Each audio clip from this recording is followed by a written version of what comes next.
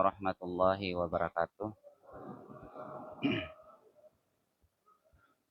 Alhamdulillah wassalatu wassalamu ala Rasulillah wa ala alihi wa sahabati wa min tabi'ahum bi ihsan ila yaumiddin wa ba'd.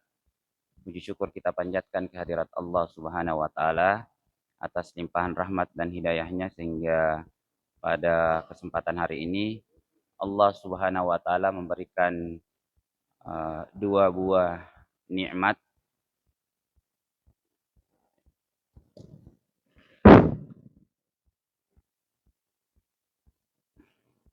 ya.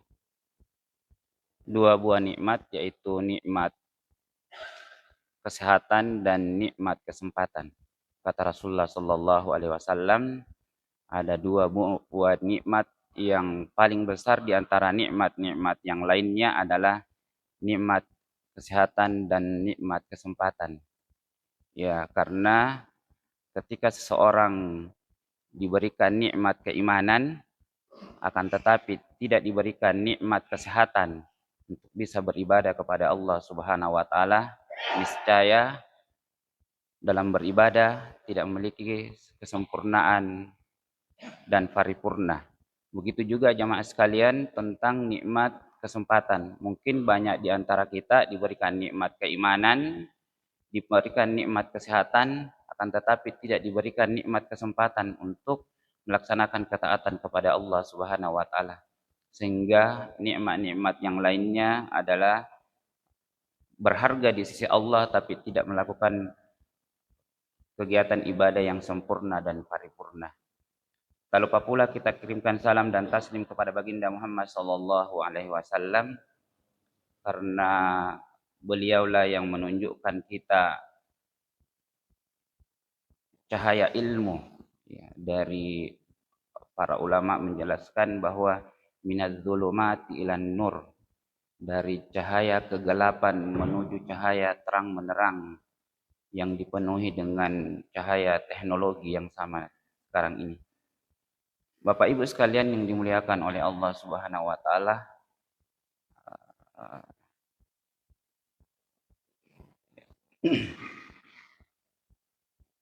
pada kesempatan hari ini saya juga baru pertama kali, ya, sejak tahun berapa ya saya ada di masjid atau di Boswa ini.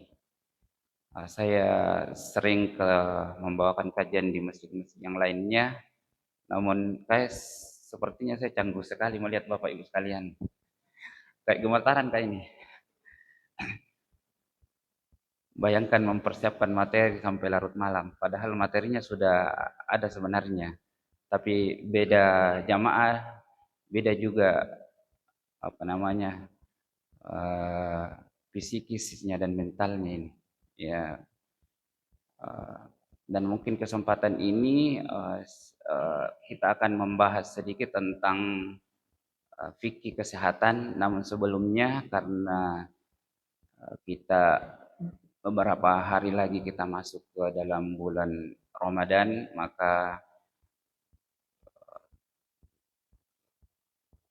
kami mengisyaratkan atau menganjurkan untuk banyak membaca doa, ya, yang mungkin para ustadz mubalik sering mengajarkan kepada kita, menyampaikan Allahumma barik lana fi Rajab wa Sya'ban wa ballighna fi Ramadan.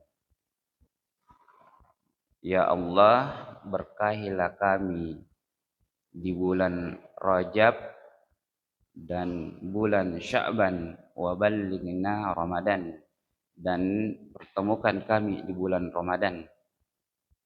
Ya, semoga kita menghafal di semua nama-nama bulan Hijriah. Ya. Jangan yang kita hafal adalah bulan Masehi.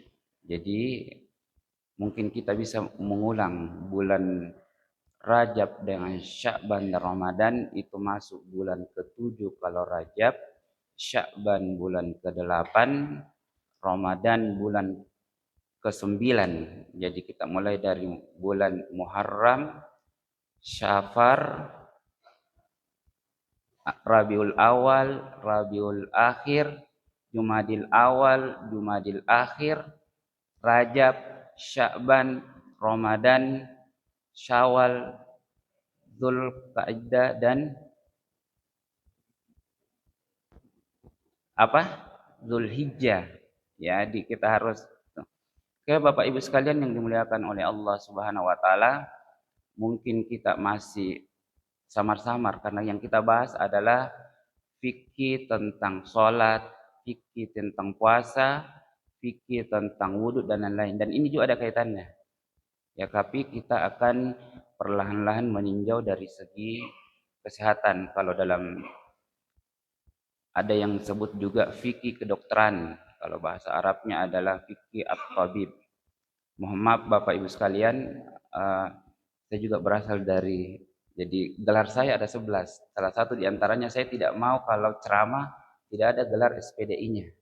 Jadi saya D3 Bahasa Arab di Unismo, lanjut S1 Pendidikan Agama. Jadi kalau ceramah mendingan profesornya tidak ada, kalau SPD daripada SPD-nya tidak dipasangkan. Karena pernah saya khutbah ceramah, dibilang kenapa profesor ceramah di atas itu, dokter gigi itu. Dokter gigi kenapa dia mengeluarkan? Makanya waktu itu saya D3 Bahasa Arab di Albir, lalu berusaha untuk melanjutkan pendidikan agama supaya ketika ceramah masyarakat Makassar mau menerima, karena ya kita tahu masyarakat Makassar itu penuh dengan orang cerdas. Jadi kadang juga baru-baru saya ceramah di Takalar. Baru-baru ini ada Bapak yang ini saya ceramah masalah etika dan hukum karena saya S1 saya banyak Pak. Saya sarjana hukum pidana kedokteran. Saya juga master hukum pidana kedokteran. Jadi kalau bicara tentang etika dan hukum kemarin saya bawakan di Takalar. Karena beberapa dosen-dosen pegawai negeri di Sulawesi Selatan, khususnya Kota Makassar, kalau melanggar etika maka yang melakukan sidang itu adalah kami. Jadi hanya 3 orang yang mensidangkan itu. Kemudian kita masuk, fikih kesehatan merupakan cabang dari hukum syariah.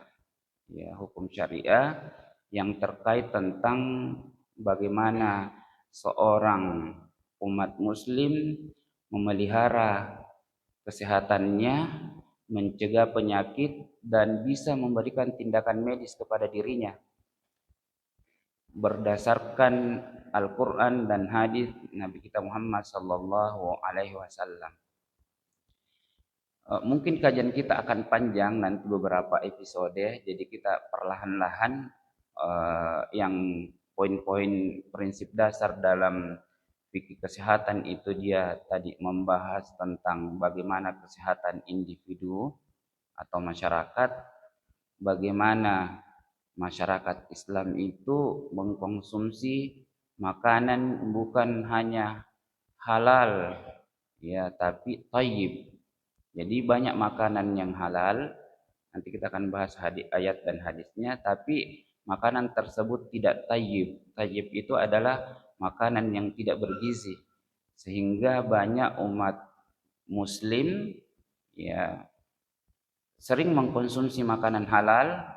Mungkin pada saat nanti kita akan bahas tentang fikih puasa, hubungannya kesehatan, akan tetapi setelah dia makan makanan yang halal, makanan yang bergizi, tapi dia berlebih-lebihan, ya, dia berlebih-lebihan sehingga bukannya membuat dirinya untuk bisa semakin kuat untuk beribadah kepada Allah, justru membuat dirinya merasa lemah sehingga ibadah yang dia lakukan adalah ya tidak bisa konsentrasi untuk beribadah kepada Allah karena mengkonsumsi makanan yang halal tapi nilai gizinya sangat rendah atau sangat berlebihan. Yang kedua adalah kita akan belajar fikih tentang ibadah, bagaimana orang sakit untuk beribadah kepada Allah. Dari tinjauan kesehatannya. Jadi orang yang sakit wajib salat sesuai kemampuannya. Apakah ia bisa berdiri? Kalau tidak bisa berdiri, ia duduk. Kalau tidak bisa duduk, ia bisa berbaring. ya. Karena dia diberikan ruksah, ya, diberikan keringanan dalam taharah. Kemudian selanjutnya poin penting dalam fikih kesehatan adalah fikih tentang pengobatan dan medis. Jadi kadang, ini juga nanti kita akan bahas, kadang kita orang muslim sakit, ya, sakit, akan tetapi punya prinsip yang keliru, ya, keliru. Dia sakit tapi dia tidak mau berobat ke dokter karena dia beranggapan bahwa, ya, lebih baik berdoa kepada Allah untuk kesembuhan karena Allah Maha Penyembuh, Asy-Syifa.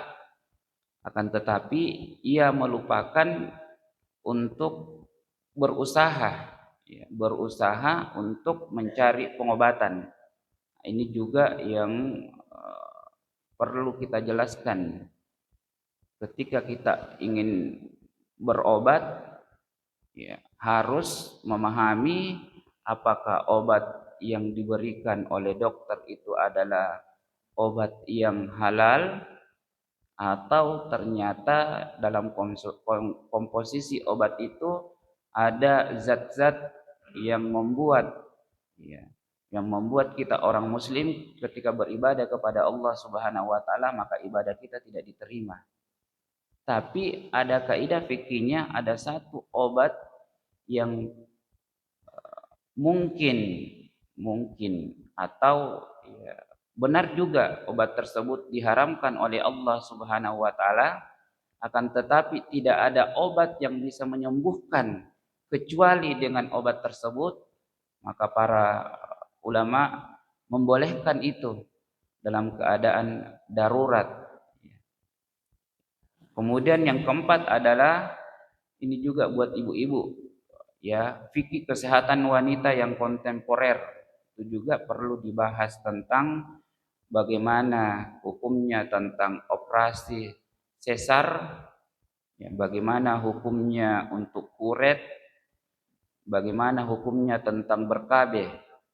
Ya, jangan sampai kita ikut-ikutan dengan program pemerintah tapi tidak mengerti bagaimana hukum tentang berkabeh dari tinjauan agama, serta bagaimana menghadapi masalah menstruasi dengan menopause.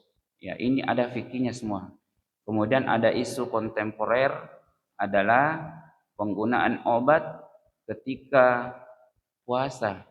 Apakah kalau misalnya kita menggunakan obat tetes mata atau menggunakan tetes telinga itu bisa membatalkan puasa atau tidak. Kemudian yang terakhir, episode yang keenam adalah bagaimana tanggung jawab individu yang bertindak sebagai seorang dokter atau tenaga medis. Jadi bukan hanya dokter yang mampu menyembuhkan penyakit kita, akan tetapi individu kita sebagai muslim insya Allah bisa kita menyembuhkan diri kita masing-masing. Bapak Ibu sekalian yang dimuliakan oleh Allah Subhanahu wa taala, topik yang pertama kita tentang bagaimana fikih puasa hubungannya dengan kesehatan. Karena ini saya anggap sangat penting karena tidak lama lagi kita masuk di bulan Ramadan. Kadang Bapak Ibu sekalian, saya kalau berpuasa, buka puasa, mungkin Bapak bisa lihat saya selama saya ada di perumahan Boswa di masjid ini tidak pernah saya berbuka puasa di masjid. Salah satu indikatornya adalah saya kadang menangis, kadang merenung karena kita ini umat Islam banyak tidak paham tentang bagaimana menyuguhkan buka puasa yang halal dan thayyib. Bayangkan kalau buka puasa yang ada di depan tak es, ya, jus, semua yang ada di depan tak. Padahal beberapa tinjauan dari gizi, ya, bahwa es itu tidak ada nilai gizinya, cuma untuk meringankan tenggorokan. Ya, tidak ada nilai gizinya. Bahkan beberapa temuan bahwa makanan yang dimasukkan ke dalam kulkas kita kalau lebih dari 1 pekan, maka nilai gizinya berkurang. Bahkan dia seperti apa namanya ya, ampas-ampas mami dimakan. Kenapa banyak masyarakat Indonesia pada umumnya, Sulawesi Selatan pada khususnya Kota Makassar, adalah banyak orang yang kena kanker karena dia makan makanan yang tidak ada lagi nilai gizinya, ampas-ampasnya, sehingga susah lagi diproses di lambung. Ya, karena coba Bapak Ibu membandingkan kalau masukkan ikan di freezer kemudian kita makan, awalnya hari pertama, hari kedua enak sekali. Pada hari ke-7, hari ke-8 tidak ada mie apa-apanya. Jamaah sekalian yang dimuliakan oleh Allah Subhanahu wa taala adalah sebelum kita masuk ke bulan suci Ramadan, maka kita harus memahami. Jadi tidak usah lagi kita bertanya kapan penentuan bulan Ramadan. Ya, karena kita sudah paham ada 2 dalil dari Al-Quran dan Sunnah. Dalil dari Sunnah menjelaskan bahwa ini hadisnya diriwayatkan oleh Imam Bukhari pada hadis nomor 1907 dan Muslim dari nomor 1080. Sumu li ru'yatihi, aftiru li ru'yatihi. Maka berpuasalah kalian karena melihat bulan dan berbukalah kalian karena melihat bulan. Lanjutan dari hadis ini, fa in ghumma 'alaikum fa'akmilu sya'ban 30. Apabila tidak bisa melihat hilal, maka cukupkan bulan Sya'ban menjadi 30 hari. Ini dalil yang pertama. Bahkan dalil yang kedua di dalam hadis Nabi kita Muhammad SAW yang diriwayatkan oleh Imam Bukhari dan Imam Muslim, ditambah periwayat yang ketiga adalah Imam Malik mengatakan, janganlah kalian berpuasa Ramadan sampai kalian melihat hilal, dan jangan kalian juga berbuka atau mengakhiri puasa Ramadan sampai kalian melihat hilal. Dan jika hilal terhalang dari kalian, maka perkirakanlah. Maka hadis ini juga yang dipakai oleh beberapa mazhab atau organisasi bahwa selain melihat hilal, maka bisa dengan menggunakan metode hisab. Kemudian yang terakhir adalah diriwayatkan oleh Abu Dawud dalam hadis 2342 mengisahkan bahwa Umar pernah melihat hilal dan melaporkan kepada Rasulullah SAW, lalu memerintahkan untuk berpuasa karena melihat hilal.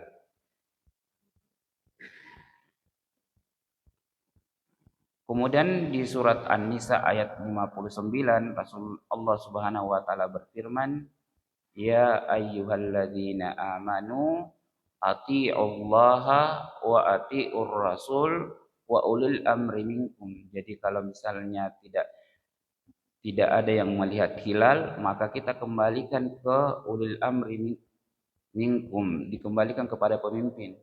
Jadi tidak usah lagi kita berdebat kenapa orang A berpuasa di hari yang lain, orang B berpuasa di hari yang lain. Intinya adalah kita berdasarkan hadis tersebut dan mengikut saja ke pemerintah. Kemudian jamaah sekalian yang dimuliakan oleh Allah Subhanahu wa taala, kita masuk ke puasa. Ya, kata saum merupakan masdar dari soma, yasumu, sauma, wasiyaman. Puasa ini dari segi istilah menahan diri dari perkara yang bisa membatalkan puasa dengan cara tertentu.